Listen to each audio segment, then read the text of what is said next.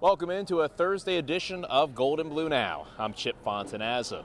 Well, it was a disappointing loss last night for the West Virginia Mountaineers as they fell to the Notre Dame Fighting Irish 55-51. It was West Virginia's fourth loss in its last 5 games, and the Mountaineers had this to say after that disappointing defeat.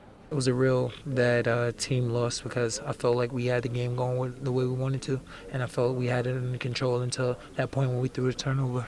They made shots, we didn't make shots. We had Dennis ISO'd, couldn't get him the ball, didn't get him the ball, they stole it. They make a hard three to tie the game, and we got a back cut and miss 11. It happens. I mean, I'm not blaming Truck. I thought Truck really tried to win. I mean, he didn't force things. I thought he tried to win.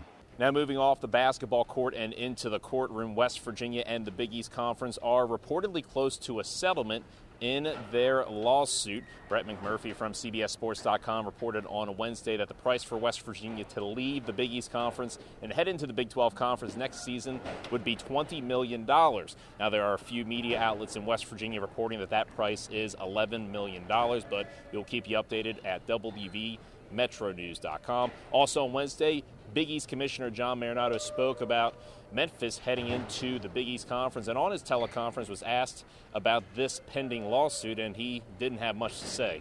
Obviously, the question's related to the impending litigation that we're involved in on 2 fronts, and it really would be inappropriate for me to get into specifics about all of that at this point.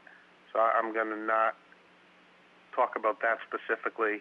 And more news from the courtroom for West Virginia. Former Mountaineer linebacker Bronco Busick could face up to 20 years in prison. He pled guilty to 2 counts of assault for incidents that took place over this past summer in Monongalia County. The Steubenville, Ohio native was expected to compete for playing time last season for West Virginia before he was kicked off the team in July. More football news for West Virginia. This is a more positive story for the Mountaineers. New WVU quarterback Ford Childress was named the 2011 Ford Tough Texas High School Player of the Year. Childress won the award for the private school division, and last season he threw for over 3,500 yards, 47 touchdowns, and had only 5 interceptions, while he led Kincaid High School to its 2nd consecutive SPC Division I title, which is the equivalent to a state championship at the private school level in Texas. Well, that'll do it for this edition of Gold and Blue Now. Remember to keep checking WVMetroNews.com for more updates on the Mountaineers. Reporting from the Coliseum, I'm Chip Fontanazza for Gold and Blue Now.